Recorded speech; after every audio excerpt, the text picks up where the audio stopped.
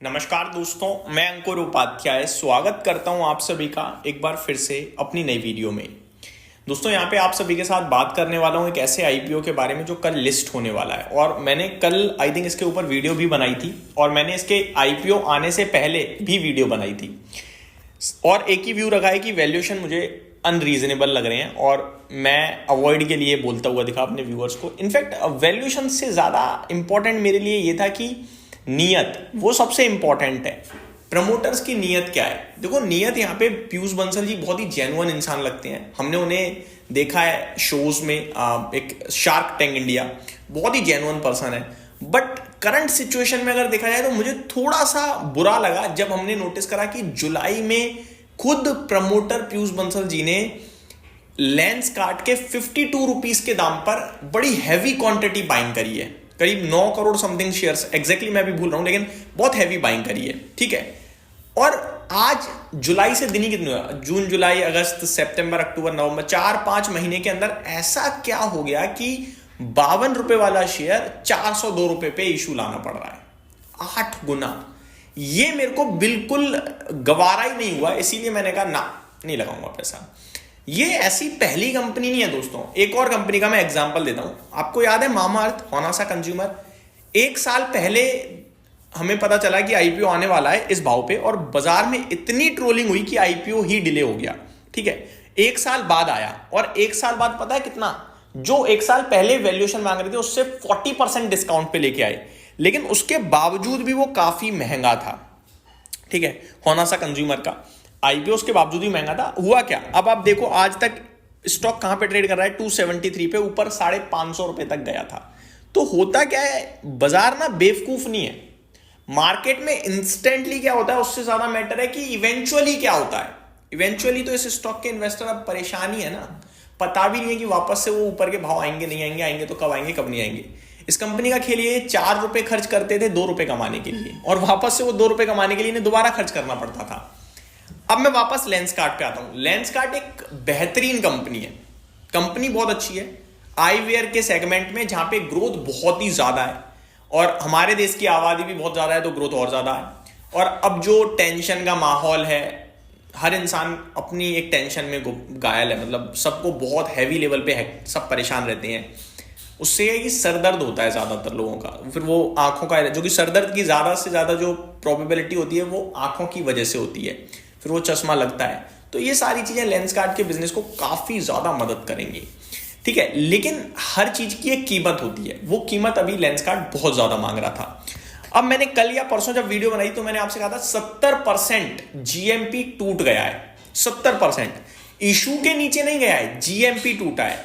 पहले जो इशू लगभग 100-102 रुपए दिख रहा था वो घटकर केवल 30-32 रुपए का रह गया था। अभी बिल्कुल फ्लैट हो गया है जीएमपी, यानी कि कुछ दिख ही नहीं रहा है। तो अब हो सकता है कल ये आईपीओ बिल्कुल म्यूट लिस्ट हो जाए या 1-2% ऊपर नीचे लिस्ट हो जाए, जिसमें इस आईपीओ को अच्छा रिस्पॉन्स मिला इन्वेस्टर से। 28 टाइम्स टोटल सब्सक्राइब हुआ है और 40 टाइम्स से ज्यादा क्यूआईबी पोर्शन सब्सक्राइब हुआ है। दोस्तों, मेरा यह मानना रहता है कि जब भी क्यूआईबी पोर्शन ज्यादा सब्सक्राइब हो और इशू फ्लैट हो जाए तो फिर मेरे को लगता है ओपन मार्केट से लेना चाहिए। लेकिन यहां मैं कहूंगा मैं अभी भी नहीं इंटरेस्टेड हूं, क्योंकि मेरे लिए वैल्यूएशन बहुत ही ज्यादा मैटर करते हैं हर चीज के। इस कंपनी के वैल्यूएशंस की बात करूं तो ये बहुत महंगा है अकॉर्डिंग टू पीयर्स। मैं बताना चाहूंगा आपको कि क्या है update.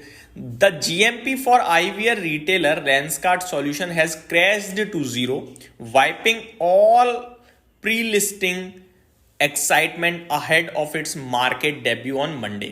The GMP, which had peaked at 108 rupees, implying a listing pop of over 25% before the announcement of the IPO, now has collapsed, signaling that the counter may see a flat or muted listing despite its healthy subscription. तो issue आने से पहले 25% जो GMP positive दिख रहा था, I think जिसको देखकर बहुत लोगों ने पैसा लगा दिया होगा। हालांकि मैंने आईपीओ से पहले ही रील बना दी थी कि मत लगाना, अब आके सब हो गया है। लेंसकार्ट्स 7,278 crore IPO comprising 600 crore fresh issue, केवल 600 करोड़ का फ्रेश इशू है पैसा जो कंपनी पे जाएगा। बाकी तो प्रमोटर बना के निकल रहे हैं ना 6,500 करोड़। ठीक है, 28 टाइम सब्सक्राइब हुआ, 1 लाख करोड़ की बिड पहुंची, लेकिन बिल्कुल फ्लैट दिख रही है अब लिस्टिंग, या हो सकता है नेगेटिव भी हो जाए, कोई बड़ी बात नहीं है। अब इसके वैल्यूएशंस को लेकर क्या कंसर्न है वो बताता हूं.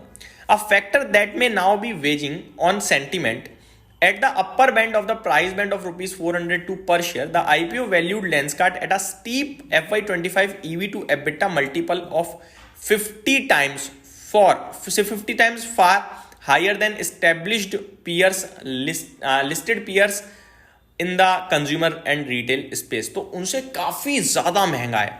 Adding to the pressure, brokerage Ambit Capital initiated coverage with a sell.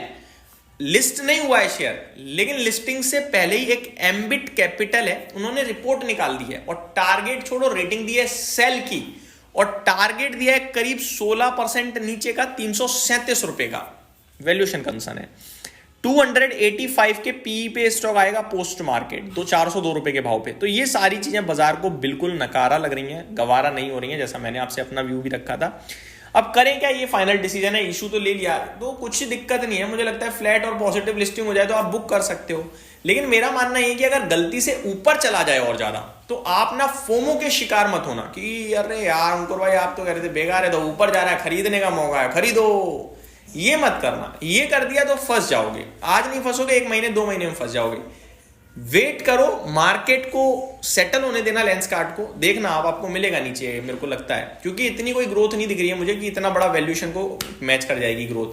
तो मैं वेट करने के लिए बोलूंगा. ये मेरी तरफ से अपडेट थी. Thank you so much for watching this video. Have a great day guys.